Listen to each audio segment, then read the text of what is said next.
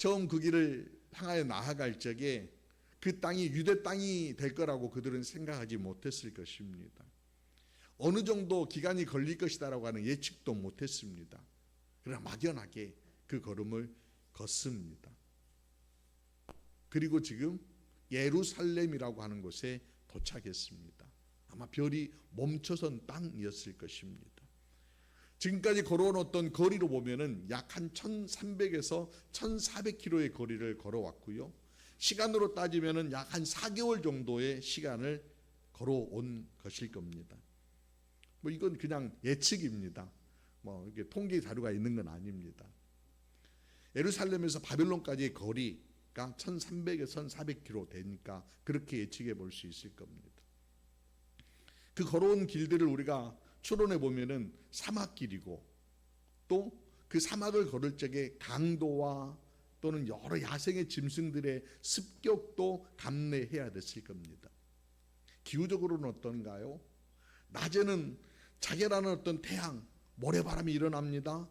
밤에는 뼈를 깎는 추위들이 그의 몸을 찾아올 것입니다. 그런 길을 걸으려고 할 적에 내면에서는요, 야, 가야 되니? 이거 무모한 거 아니야? 라고 하는 속삭임도 들렸을 것입니다. 그러나 그들은요, 묵묵히 그 순례의 길을 걸어서 드디어 예루살렘에 도착했습니다. 예루살렘에 도착한 동방 박사들이 그곳에 있는 이들에게 묻습니다. 오늘 본문 2절 말씀인데요. 유대인의 왕으로 나신 이가 어디 계시냐? 이렇게 묻습니다. 박사들이 이렇게 질문하는 것은 당연히 지금 그들이 당도한 그 유대 땅에 어느 왕가에 태어난 후손이다라고 그렇게 생각했던 것 같습니다. 문제는요, 그렇게 던진 동방 박사들의 질문을 받은 유대 사람들의 반응입니다. 본문 3절을 보면은 이렇게 표현합니다. 헤롯 왕과 온 예루살렘이 듣고 소동한지라. 이게 소동할 일인가? 이렇게 좀 이렇게 고개가 갸우뚱거려지는데, 여러분 소동하다라고 하는 이 단어가요, 이런 의미를 담고 있습니다. 여러분 물이 막 이렇게 요동친다라고 막 미친 듯이 요동치면서 굉장히 불안한 어떤 그런 상태, 바람이 불어서 아니면 어떤 뭐 안에서 어떤 현상들이 일어나서 막 요동하는 그런 현상들을 소동하다라고 하는 그런 단어를 쓰는 겁니다. 왜 소동했을까? 왜 예루살렘 사람들은 이 얘기를 듣고 소동했을까? 그건요, 헤롯 때문입니다. 헤롯이라고 하는 사람은 그 즈음에 만약에 어떤 자식이 태어나 있어서 뭐 헤롯 왕가의 어떤 그 지금 아이가 태어났다라고 하면 이건 별 문제가 안 돼요. 그냥 뭐 좋은 일인가 보다, 축하할 일인가 보다라고 해서 박수를 딱 한번 쳐주고 그러면 끝날 일입니다. 그런데 그러지 않은 것 같아요. 그리고 헤롯을 쫙 보면은요, 헤롯은 누구이냐면은 본래 뭐 유대의 어떤 전통을 따라서 뭐 다윗의 왕가의 전통을 따라서 왕이 된 사람이 아닙니다. 어느 날 로마에 의해서 임명된 사람입니다. 혈통은요, 에돔 출신입니다. 에돔 출신이라고 하는 얘기는 유대인들 입장에서 보면은 이방인이에요. 이방인이 유대를 다스리는 왕이라는 겁니다. 그러니까 평생 헤롯은요, 이 정통성 컴플렉스가 있어요. 전통성 컴플렉스. 그래서 유대인들과 환심을 사기 위해서 솔로몬 성전, 그리고 그 다음에 수룹바벨 성전이 있었는데 그 무너진 성전을 재건하는 뭐 공사들을 어마어마하게 진행을 합니다. 그래가지고 헤롯 성전이 세워져요. 유대인 환심을 사기 위해서 그런 거예요. 유대인의 환심만 사서 될까요? 로마의 황제에도 환심을 사야 되잖아요. 그래서 거대한 건축 프로젝트를 곳곳에 진행을 합니다. 오로지 지금 유대인의 마음도 얻고 로마 황제의 마음도 얻어서 자기의 권력을 계속해서 유지하려고 하는 몸부림입니다. 이 몸부림에는 권력을 잃을지도 모른다라고 하는 극심한 공포와 편집증이 그 안에 담겨 있는 거예요. 그러니까 지금 현대의 정신의학으로 진단해 보면은 헤롯은 불안과 편집성 성격 장애 환자예요. 왜 그러냐면은 잘 한번 보세요. 자기가 통제 범위를 벗어났다, 자기의 자신은 자리를 이렇게 좀 위태하는 그런 변수들이 발생했다라고 하면은 즉각적으로 반응하여서 공격하는 성향이 있습니다. 이런 패턴은요, 그냥 일시적으로 한번 반짝했다가 일어나는 게 아니라 그런 일이 있을 때마다 계속해서 그런 패턴들이 나타나요. 그래서 어떤 유대교 안에서 유대인들이 헤롯을 향하여서 반란의 어떤 기미가 일어난다라고 하면은 즉각적으로 제압하는 그런 일들을 펼치고요. 대표적인 사건으로는 본문 바로 이어서 나오는 16절 이하에 보면은 베들레헴 지역에 2살 아래의 사내 아이들을 전부 집단 살해하는 행위를 합니다. 와, 이거 어떻게 이런 일을 행할 수 있습니까? 바로 콤플렉스 때문에 그런 겁니다. 불안과 편집성 장애 때문에 이런 행위들을 헤롯이 하는 겁니다. 이런 성격을 유대 사람들이 너무나도 잘 알고 있어요. 그러니 그 유대인의 왕이 어디서 나겠느냐라고 하는 그런 소문들이 막 들려져서 헤롯의 귀에 딱 들어가면 왕이라고 하는 단어만 딱 들려줘도 왕은 누구예요? 자기만 존재해야 되는 거예요. 근데 누군가가 왕으로 나왔어라고 하는 것은 또 다른 피해 숙청을 불러올 수 있는 그런 뉴스거리인 거예요. 그러니 예루살렘 사람들은 바라보면서 야, 또 엄청난 일이 펼쳐지겠구나라고 하는 그런 공포에 휩싸이게 된다는 겁니다. 그래서 예루살렘 사람들이 소동하는 거예요. 부글부글 끓게 되는 거죠. 자, 여러분들 이 이야기를 보면서 한번 우리로 이제 잠깐 돌아와서 우리의 마음을 한번 들여다보십시다. 여러분들 다 건강하십니까? 영적으로 육적으로 마음도 다 건강하십니까? 약간 어떤 나에게 걸리는 문제가 톡 생기면은 뭐 그냥 새롭고 비슷한 성격이 툭 나올 수도 있는 여지들이 우리에게는 없나요? 현대인들을 보면은 칼을 휘두르지는 않지만은 굉장히 세련된 방식들로 자기 마음들을 감추고 또 그 세련된 방식들로 이렇게 표현하는 그런 현상들이 있습니다. 그 모든 것들을 들여다보면은 자기를 지키려고 하는 통제, 이게 있는 거예요. 팀 켈러 목사님은 이 마음을 통제의 우상이라고 하는 그런 용어를 쓰셨어요. 그분이 쓰신 책 가운데 내가 만든 신이라고 하는 책이 있어요. 그 책에 보면은 이런 표현을 합니다. 우상은 하나님보다 더 중요한 것, 그것이 없으면 삶의 의미가 무너지는 것, 이게 우상이 될 수 있다는 거예요. 우상은 나쁜 것이 아니라 좋은 것을 절대적으로 만들 때 발생한다는 거예요. 그러니까 내가 좋아하는 것들이 자꾸 이렇게 막 좋은 것으로 하나님 자리를 대신하면 그게 바로 우상이 될 수 있어요. 여성분들 오해하지 마세요. 명품백, 비가 오면은 품에 안고 달려야 되는 진짜 명품백, 이런 것들이 간혹 우상이 돼버릴 수도 있다라고 하는 거예요. 근데 마음 안으로 들어가 보면은 자신이 뭔가를 통제하고 자신이 모든 것들의 중심이 되려고 하는 그런 욕망들, 이게 우상일 수 있다는 거예요. 성경 안에는요, 우상에 사로잡혔던 한 인물을 소개합니다. 여러분 아시는 야곱이라고 하는 인물이 그렇습니다. 야곱, 발 뒤꿈치를 잡는 자라고 하는 그런 뜻이 있습니다. 그는 젊은 시절 자신의 꾀와 힘으로 인생을 통제하려고 했던 사람입니다. 머리가요 바다다다닥 잘 돌아가는 사람입니다. 자신이 원하는 것들을 쟁취하기 위해서는 수단과 방법을 가리지 않고 자기 것으로 취합니다. 세월이 지나서 외삼촌 나발의 집에서 식소를 이끌고 고향으로 돌아올 때 야뽕나루에서 있었던 일을 여러분 기억하실 겁니다. 야뽕나루였어요. 왜 야뽕나루에 있습니까? 가족들과 같이 있어야지. 보는 거예요. 저쪽 건너편에 무슨 일이 일어났는지, 형이 가족들을 어떻게 대하는지 보고 싶은 거예요. 우리는 야복나루에서 하나님의 사자와 씨름했다라고 하는 그런 장면을 마치 야곱이 하나님과 기도하면서 씨름했다라고 그렇게 해석하기도 하지만은, 여러분 엄밀하게 보면은요, 씨름이 먼저가 아니었어요. 그냥 이렇게 보는 거예요.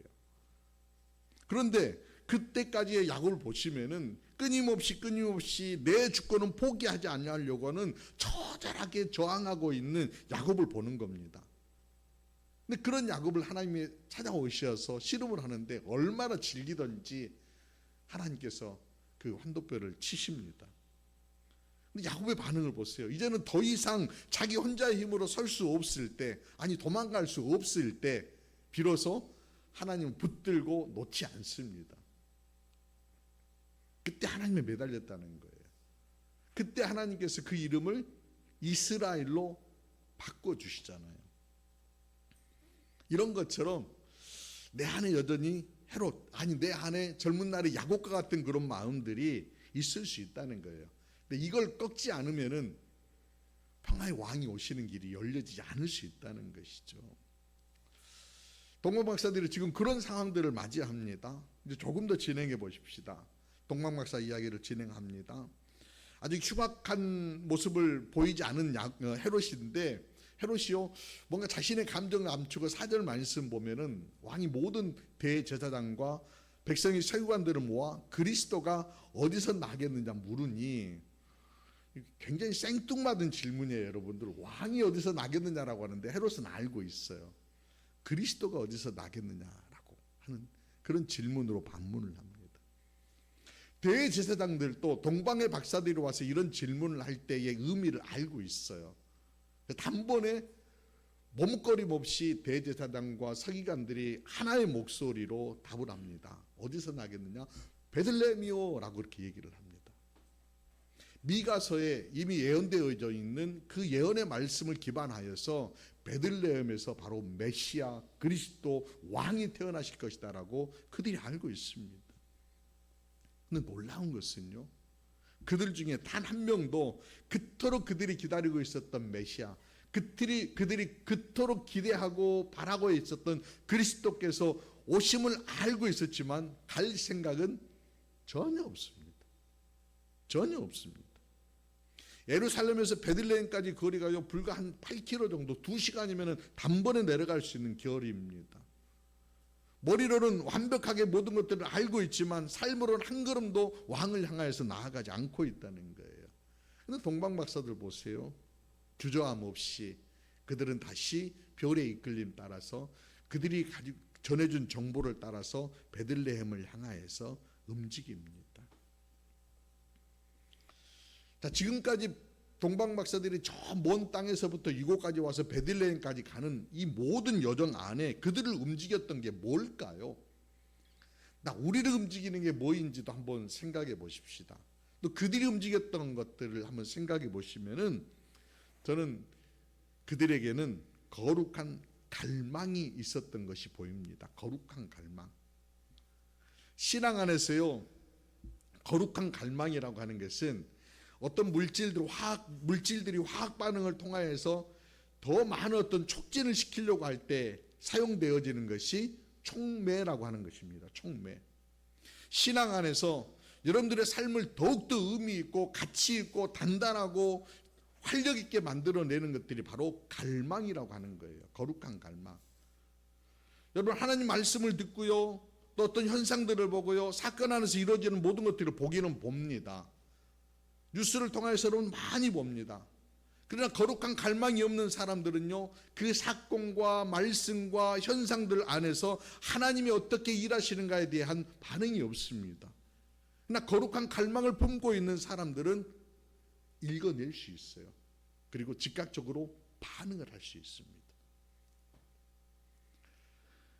선교사라고 칭하기는 조금 어려운 분인데, 그래도 많은 분들이 또 이렇게 품고 저분을 닮아내기를 원하는 선교사가 한 분 계십니다. 윌리엄 모든이라고 하는 분입니다.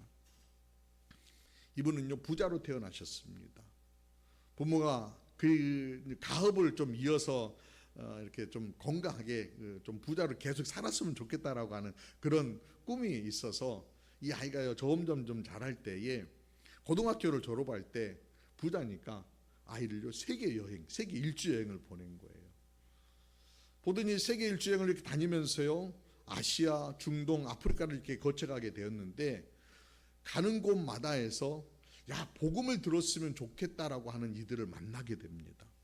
그러면 자기 안에 내가 복음을 전하는 선교사의 사역을 감당해야 되겠다라는 꿈이 그 안에 생깁니다.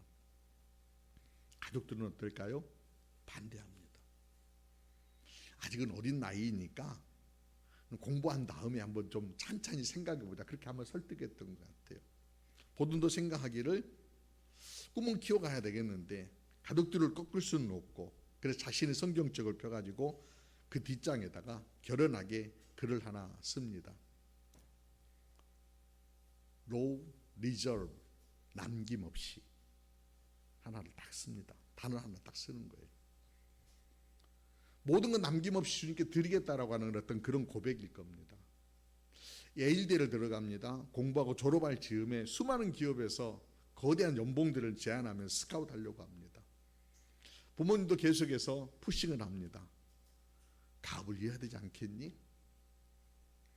다시 성경책을 꺼내고 그는 첫 문장 아래에다가 두 번째 문장을 써 내려갑니다. 로 리트리트, 후퇴 없이 라고 하는 단어를 씁니다. 세상의 안락함에 뒷걸음질 치지 않고 하나님 주셨던 그 감동들을 계속 품고 전진해 내겠다라고 하는 후퇴 없이 라고 하는 단어를 씁니다. 그에 날 25이 되었습니다.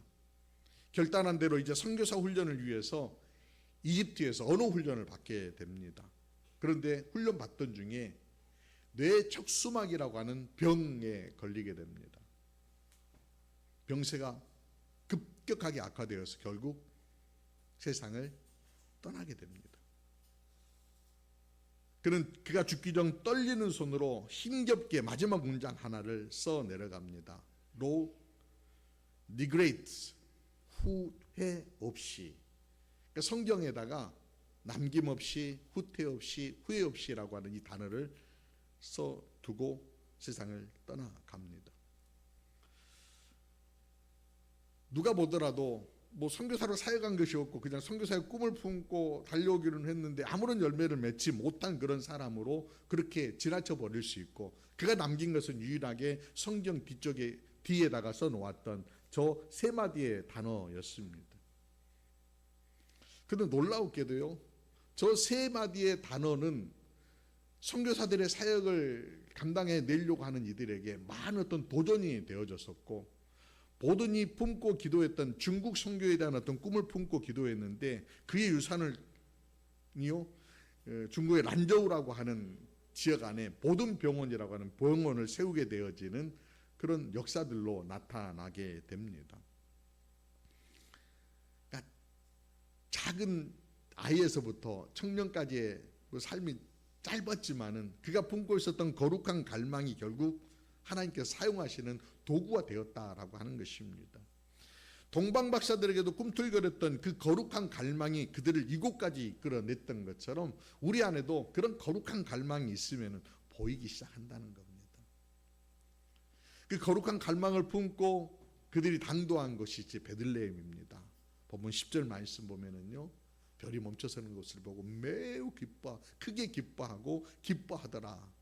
그리고 나서 아이를 만나러 집 안으로 들어가게 됩니다. 경배하러 들어가는 거예요. 경배하는 왕, 그들이 왕이라고 생각했던 그 왕의 어떤 화려한 왕궁이 아니라 아이를 만나기 위해 들어가는 곳은 짐승의 냄새가 나는 한 초라한 마구간입니다. 세상의 시선으로 보면 매우 실망스러운 모습입니다. 그러나 박사들은요 엎드려 경배를 합니다.